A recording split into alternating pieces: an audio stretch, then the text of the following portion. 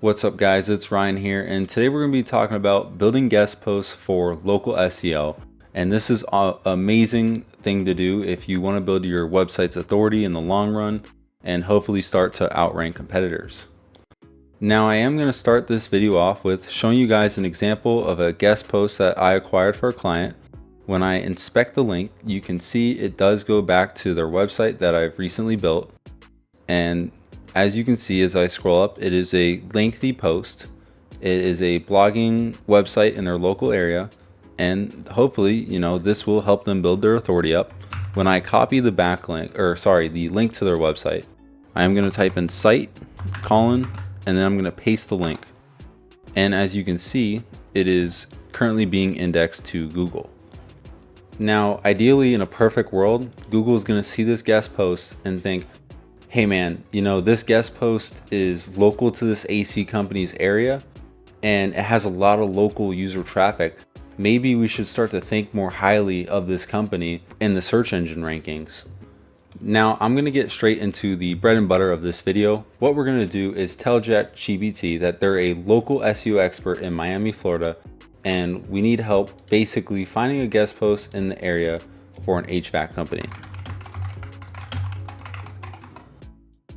And we're going to give it a second here to give us some results, and then we're going to take a look at each of these websites that they recommend. Now right away I see that I'm being recommended a guest post for $100.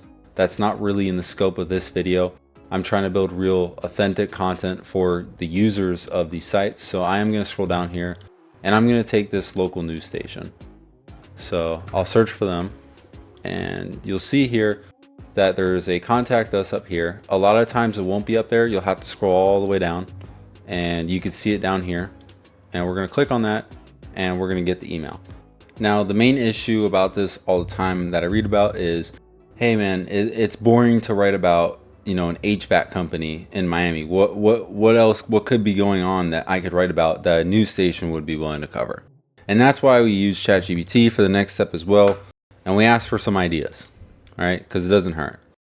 So how to prep your AC, for hurricane season in Miami, just like the example I showed you, would be amazing.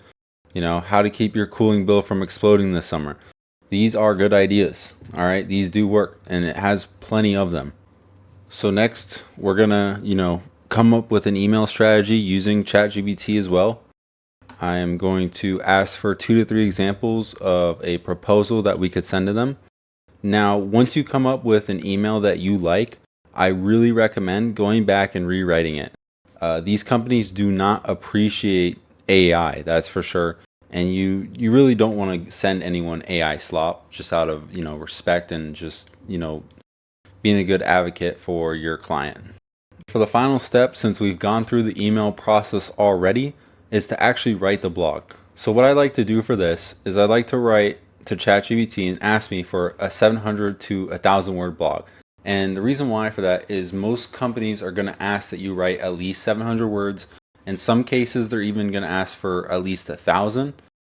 Now, once you find an example from ChatGPT that you like, you can use that as inspiration to write your own, just as I did here. This is the original Google document of the example that I showed you earlier in this video.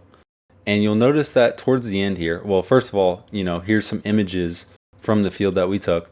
And then towards the end here, this is where I suggested the backlink.